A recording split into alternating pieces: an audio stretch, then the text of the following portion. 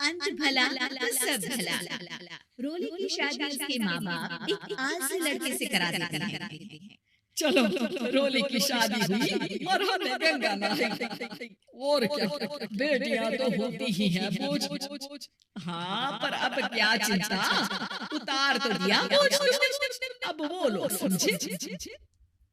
ससुराल में रोली का पति कहता है, देखो, मैं कोई काम नहीं करता, ये बात तुम्हारे मम्मी पापा को बता दी थी मैंने।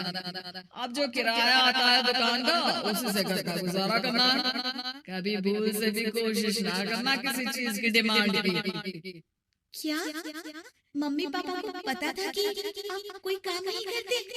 और क्या, बड़ा अच्छे से पता था। उन लोगों को तो तुम बोझ लगती थी, बोल रहे थे कि बस शादी कर लो और कोई मतलब नहीं है।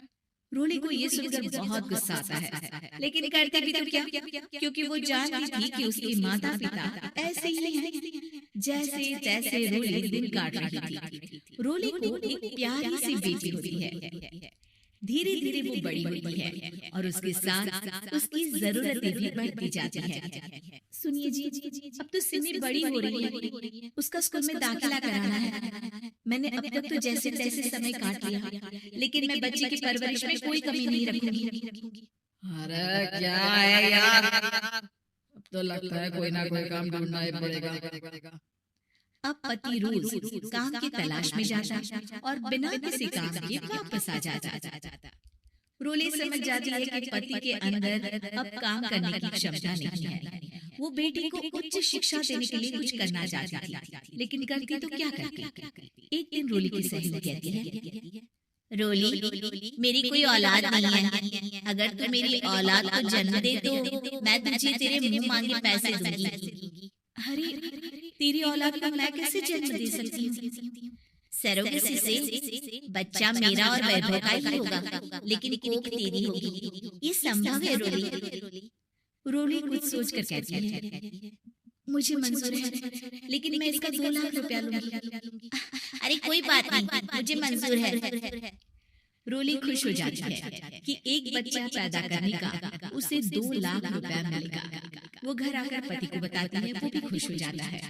अब क्या था, डॉक्टर के पास जाकर सहेली का बच्चा रोली की कोख में पलने लगता है। मुझे 20,000 चाहिए मेरे बेटी के एडमिशन के लिए। हाँ हाँ ठीक है, मैं उसके एडमिशन से लेकर सारे खर्चे उसके अकाउंट में डाल रही हूँ। रोली की बेटी का एडमिशन हो जाता है। रोली को लगता है कि वो अब सब कुछ ठीक कर देगी। दिन और महीने आगे बढ़ते हैं। अब एक दिन, एक बात कहूँ जी, काश इस बच्चे को मैं रख पाती।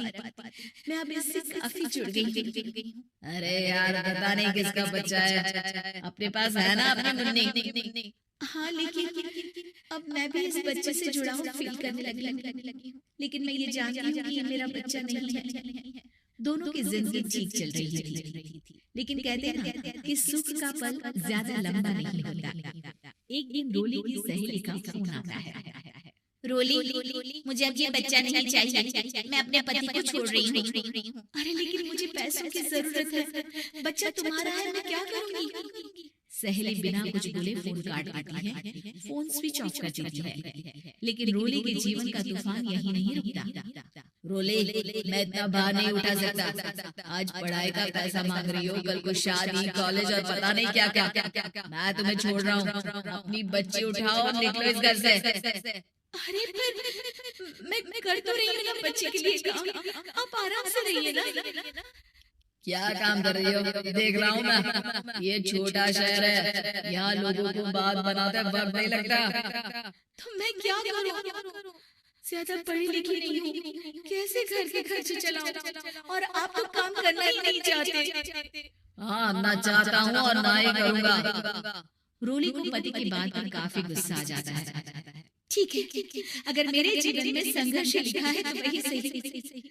इस वक्त पति होने के नाते आपको मेरा साथ देना चाहिए था, लेकिन नहीं, आपने तो इस हाल में मुझे घर से बाहर निकालने की बात कह डाली। देखो, ये सारी फालतू की बातों के लिए वक्त नहीं है मेरे पास। रोली जिसकी कोख में किसी और का बच्चा था और साथ छोटी सी बेटी पति का घर छोड़कर रास्ते पर आ जाती है। रोली के पास मायके के सिवा दूसरा कोई रास्ता नहीं होता। अरे रोली कैसी है? कितने दिनों के लिए आई है? हमेशा के लिए माँ। वो माँ को सारी बात बता देती है। ओए लड़की, इतनी हिम्मत का काम कर लिया। अरे ना ना, यहाँ कोई जगह नहीं है। तुम तो अपना बोरिया बिस्तर उठाओ और निकलो यहाँ से। रोली के पास अब मायके का रास्ता भी नहीं बचता। वो चुपचाप बच्चे को लेकर जा रही थी कि उसे दर्द होता है और वो डॉक्टर के पास चली जाती है और फिर वहाँ वो एक प्यारे से बेटे को जन्म देती है।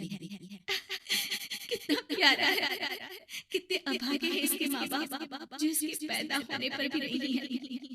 तभी वहाँ डॉक्टर आ जाती है। रोली, बच्चे के पिता तुमसे मिलना चाहते हैं। आपका बहुत बहुत शुक्रिया। मैं इस बच्चे को पालूंगा, भले ही इसकी माँ ने इसे छोड़ दिया हो, पर मैं अपनी जिम्मेदारी निभाऊंगा। तो क्या आप मुझे इसके पैदा करने के लिए जिन पैसों की बात हुई थी वो भी देंगे?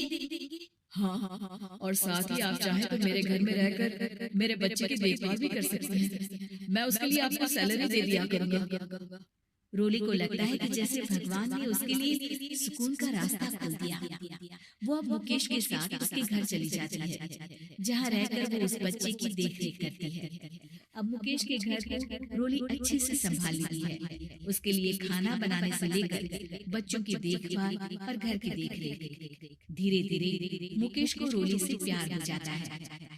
रोली, तुम्हारी बेटी और मेरा बेटा बिल्कुल भाई बहन की तरह साथ रहते हैं।